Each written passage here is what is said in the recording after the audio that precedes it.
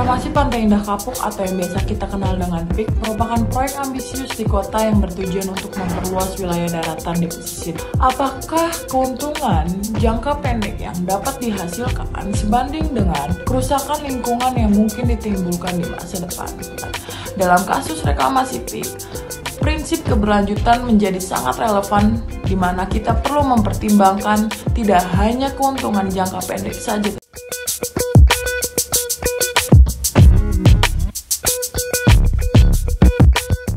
Assalamualaikum warahmatullahi wabarakatuh. Perkenalkan, nama saya Rebecca Maria Panjaitan dengan NIM 174221072. Kali ini saya akan menjelaskan mengenai teori politik yang sudah saya pilih dan juga akan mengaitkannya dengan studi kasus yang sudah saya pilih juga. Reklamasi Pantai Indah Kapuk atau yang biasa kita kenal dengan PIK merupakan proyek ambisius di kota yang bertujuan untuk memperluas wilayah daratan di pesisir Jakarta melalui penimbunan laut.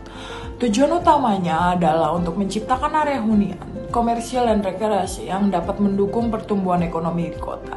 Namun di balik semua manfaat ekonomi yang dijanjikan, akhirnya muncul banyak pertanyaan mengenai keberlanjutan dari proyek ini. Apakah keuntungan jangka pendek yang dapat dihasilkan sebanding dengan kerusakan lingkungan yang mungkin ditimbulkan di masa depan? Salah satu dampak terbesar dalam reklamasi ini adalah kerusakan ekosistem laut, di mana proyek ini dapat menyebabkan hilangnya habitat bagi beberapa spesies termasuk ikan dan terumbu karang yang memainkan peran penting dalam keseimbangan ekosistem laut itu sendiri. Selain itu, reklamasi juga meningkatkan resiko banjir terutama di tengah perubahan iklim yang menyebabkan naiknya permukaan laut dan juga banyak warga yang akhirnya merasakan perubahan drastis dalam kualitas lingkungan mereka seperti penurunan kualitas air dan hilangnya ruang publik yang sebelumnya dapat diakses oleh masyarakat itu sendiri. Disinilah teori green politics berperan penting dalam kasus ini, di mana green politics adalah gerakan yang menekankan pentingnya keberlanjutan lingkungan, keadilan sosial dan partisipasi masyarakat dalam pengambilan keputusan. Dalam kasus reklamasi PIK, prinsip keberlanjutan menjadi sangat relevan di mana kita perlu mempertimbangkan tidak hanya keuntungan jangka pendek saja tetapi juga dampak yang akan timbul di masa depan dan masa yang akan mendatang untuk lingkungan dan masyarakat tentunya. Keberlanjutan bukan hanya soal ekonomi tetapi juga tentang menjaga lingkungan bumi kita, lingkungan ekosistem kita untuk generasi yang akan mendatang. Keadilan sosial juga menjadi isu krusial dalam kasus ini di mana banyak masyarakat lokal yang akhirnya terdampak oleh reklamasi. Seringkali dalam kasus ini tidak mendapatkan kompensasi yang adil atau kesempatan untuk terlibat dalam proses pengambilan keputusan itu sendiri. Ini menciptakan ketidakadilan yang mencolok di mana kelompok-kelompok yang rentan seringkali harus menanggung beban dari keputusan yang diambil oleh pihak-pihak tertentu saja.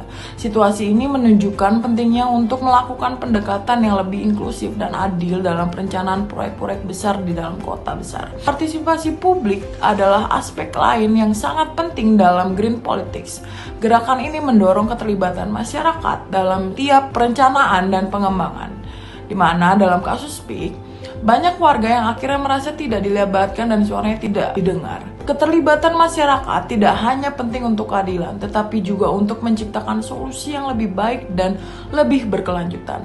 Dengan dilibatkannya masyarakat untuk dapat menghasilkan keputusan yang lebih responsif dan positif terhadap kebutuhan dari masyarakat itu sendiri. Reklamasi PIK menunjukkan betapa kompleksnya interaksi antara pembangunan, ekonomi, dan perlindungan lingkungan. Kebijakan yang ada seringkali tidak cukup kuat untuk mengatasi masalah yang muncul di dalam masyarakat. Dan ini membuktikan perlunya pendekatan yang lebih komprehensif dan berbasis pada prinsip-prinsip green politics. Kita perlu memastikan bahwa kebijakan yang diterapkan tidak hanya berfokus pada pertumbuhan ekonomi saja, tetapi juga melindungi lingkungan dan hak-hak masyarakat itu sendiri. Sebagai kesimpulan, reklamasi Pantai Indah Kapuk merupakan contoh nyata dari tantangan yang terjadi dan dihadapi untuk menerapkan prinsip keberlanjutan dan keadilan sosial, di mana dalam merencanakan proyek-proyek besar masa depan di kota sangat penting untuk mempertimbangkan dampaknya yang akan terjadi pada lingkungan dan masyarakat secara menyeluruh. Hanya dengan pendekatan yang holistik dan inklusif, kita bisa memastikan bahwa pembangunan yang kita lakukan benar-benar memberikan manfaat bagi semua pihak, tidak hanya untuk jangka pendek, tetapi juga untuk jangka masa depan yang lebih baik.